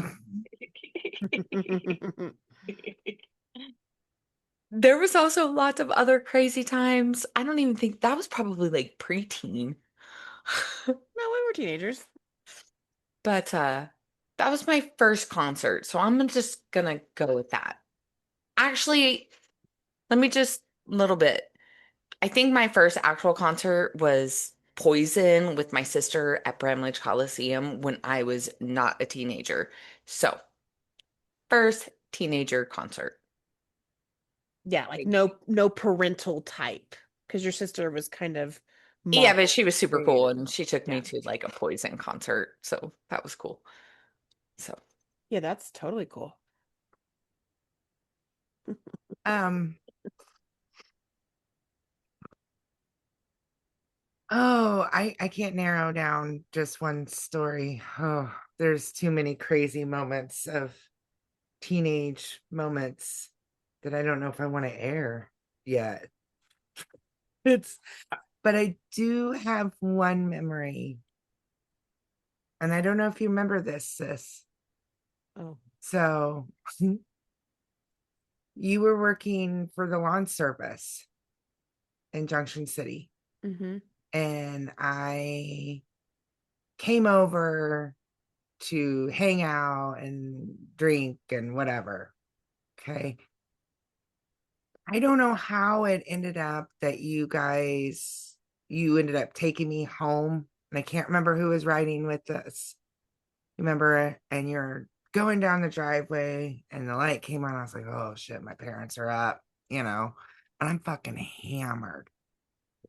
And I get up to the front door, and before I could even open it up, my dad swings it open. I was like, he's like, get your ass up to bed. Like right before that, when we were going down the driveway, the guy that was riding with us, he says, it looks like someone's here.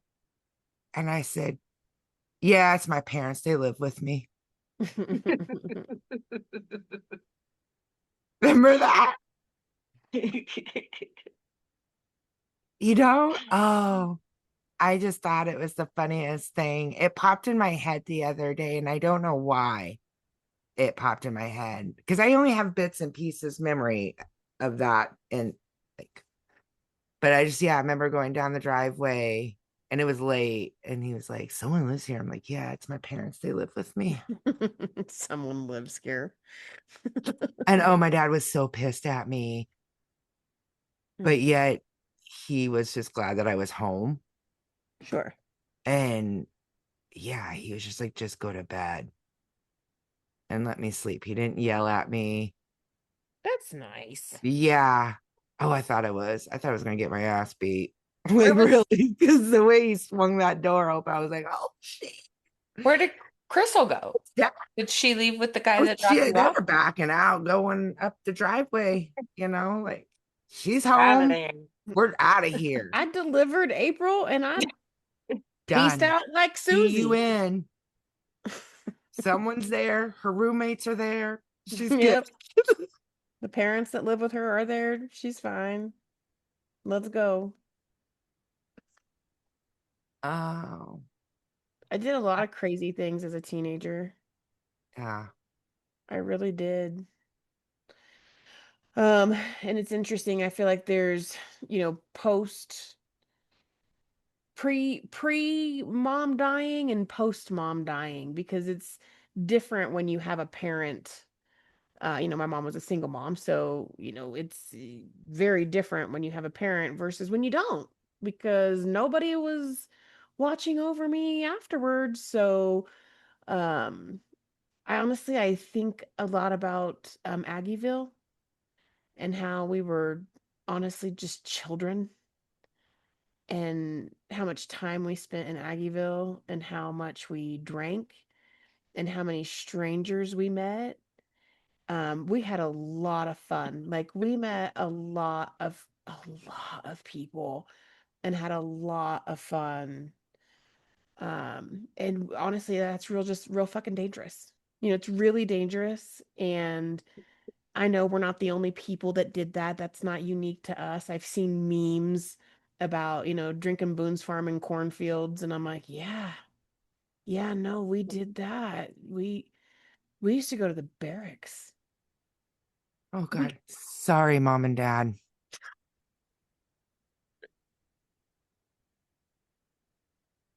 I'm just saying, like, Oh, it wasn't even just Fort Riley. There's a college there. We used to go to the frat houses.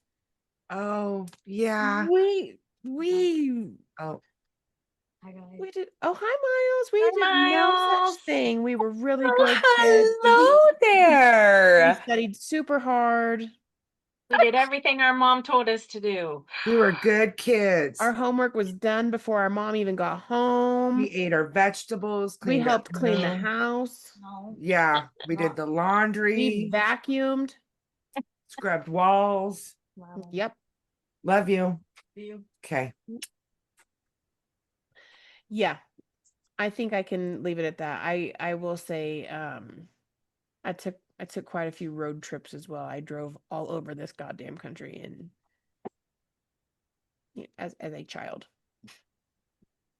Yeah, we went a lot of places. Yeah. Yep. That was my We just like PG-13. reminisce for just a minute. Yeah.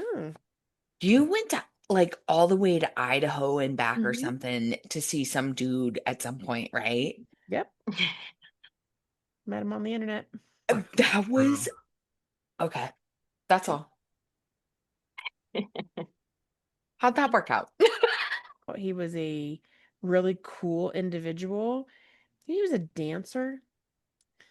And a couple years later, when I was on a Greyhound bus going to Canada, I met some guys who were from somewhere in like Europe.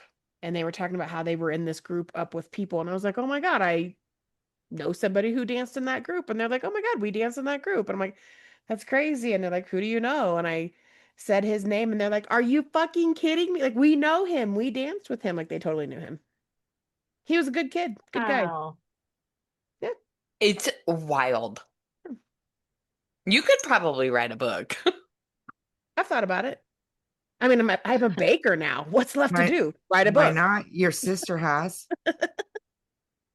I would never write a book just because she wrote a book, but petty me definitely thought about writing a response book and being like, yo, teeny here. What's up? But then I was like, why? Why? Why would I do that? Why would I do that? I don't have Don't time. I think I made don't do yesterday. that, but legit write a book. I could. You've had some experiences. Hmm. Oh God. Mm-hmm. Yeah. That's Who were why you with? it's literally what Monica. Monica and I drove. Oh my God. Monica. Monica that worked at McDonald's, and that's who Kyley and I rented an apartment with. Yeah. That was a wild time. Telling those stories is literally why I bought these cards. I wanted to Yeah, but document these it are for my so kids. vague. We did so many things. Bad stuff. In that house. Changed the purpose of the cards. So. Sorry. No, it's okay.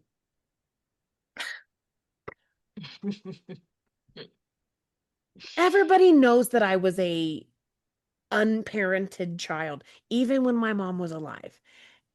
Rest her soul. My mom was not there. She was at her 50, 11, 6, 7 jobs. And she kept a roof over my head. She kept food in the fucking fridge. She did her part, and I ran the fucking streets. And then she died. And then I had a little bit of money to run the streets. First, I had to leave the country, but then I got to come back and I had a little bit of money. And Your little white Miata. yeah, it wasn't a Miata, but yeah. Oh, what was it again? Oh, It what was was a I know, Mercury right? Capri. Oh, Capri. Mercury Capri. Mercury Capri. Yeah. We drove that thing all the time. Went to McDonald's for breakfast. Mm-hmm. Yep. Play freeze out, put the top down. Oh, and yeah. Yeah.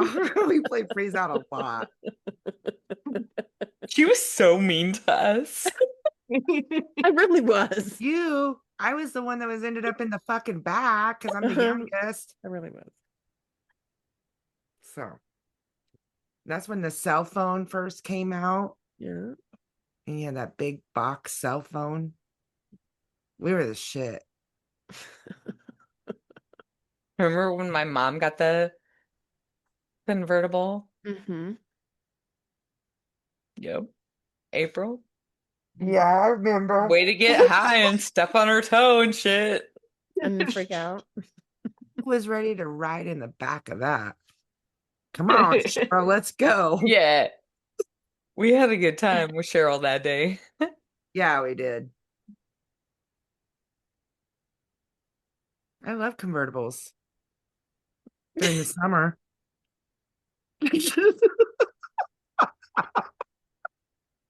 Weather appropriate. Hey, if you turn the heater on, it worked. At least in the front. Right. Only in the front. Good for you guys up in front. Yeah. We were warm. Thank God. You got to go. You know what I mean? You got to come with us. Oh shit. Stop it. God. Oh. Oh. Well, one of my favorite ones was when me, Crystal, and Jason went to Kansas City to go to the haunted houses. So we all got into the Mercury Capri and made our way to Kansas City. We went to what is it, like abandoned warehouses that they do the giant, like multi-story haunted houses. One of the things I remember most is we kind of got lost and we couldn't find our way uh, where they were exactly. And Crystal had no problem stopping by these homies. These were some, like, they looked like they could have been hanging out with Snoop Dogg or something. They were gangsters. Hey, can you tell us where the haunted houses are? And they did nice as good. Oh, y'all just turned right back down here, couple blocks and, you're almost there. Sweet. Thanks. We were on our way. God, we went to so many that night. We did. Tons of them. They were great. Probably the best ones I've been to, even like later in life. Like they went all out. There was one that Crystal, I find out later, tell them my name at the very, very beginning. Well, they asked her name and she gave my name. Of course she did. Of course she did. So through the whole haunted house, they're Kyley, Kyley, where are you?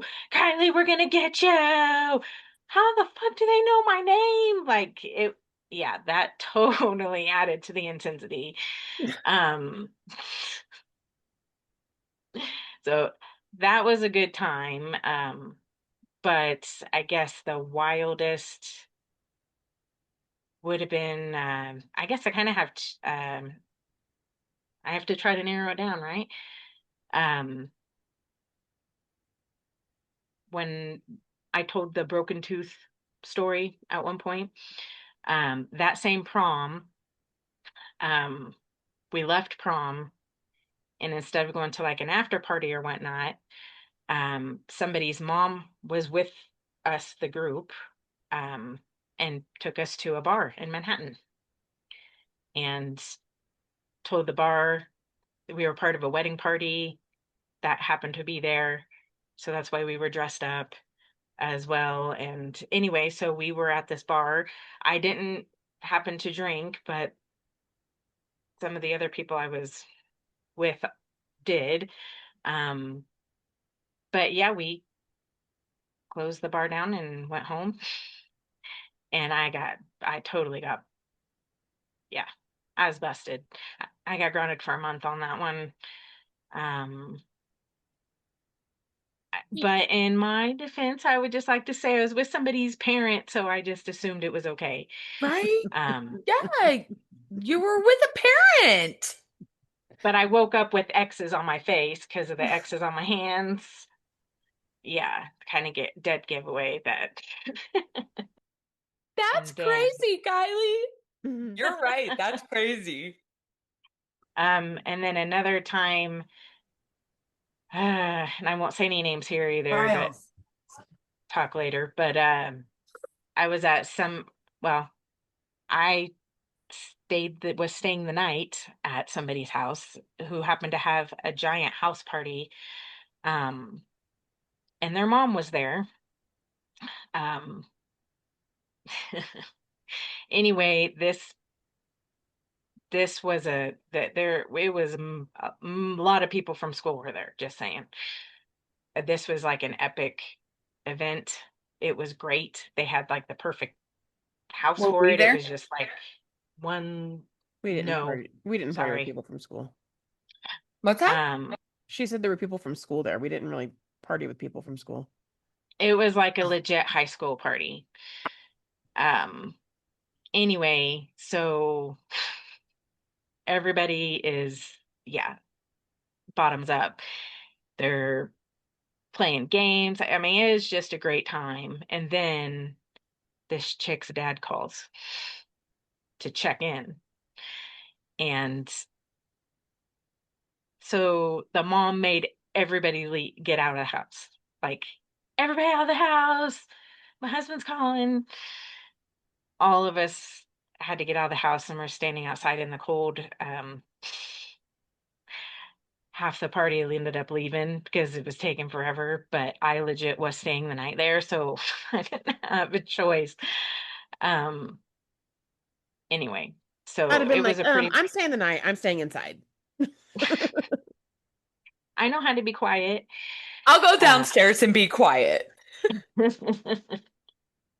yeah, so um that I felt at the time anyway was like the craziest thing that I had done. So it was like McDonald's people and high school people, basically. That was fun. Yeah. Always fun to take a little trip down memory lane. Well, We did so good. I'm so two and proud a of half. us. Don't forget to like and share and leave us a comment on Spotify or YouTube, iHeartRadio, Amazon Music. Rate and review, people. We want to hear from you. You want to keep looking at each other? Do you guys want to go? What do you want Good to do? What are you one. doing? Well, Okay. Good job, it's a wrap. ladies. Can we stop recording?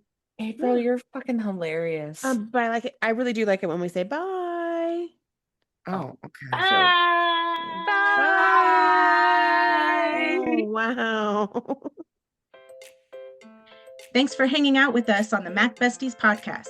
We hope you've enjoyed the laughs, the stories, and the sisterhood.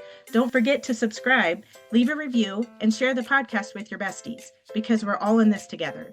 Follow us on social media for behind-the-scenes moments, updates, and a chance to connect with the Mac Besties crew. Until next time, remember, friendship is the foundation, laughter is the fuel, and life's better when you're with your besties. See you next week on Mac Besties Podcast. Bye, besties.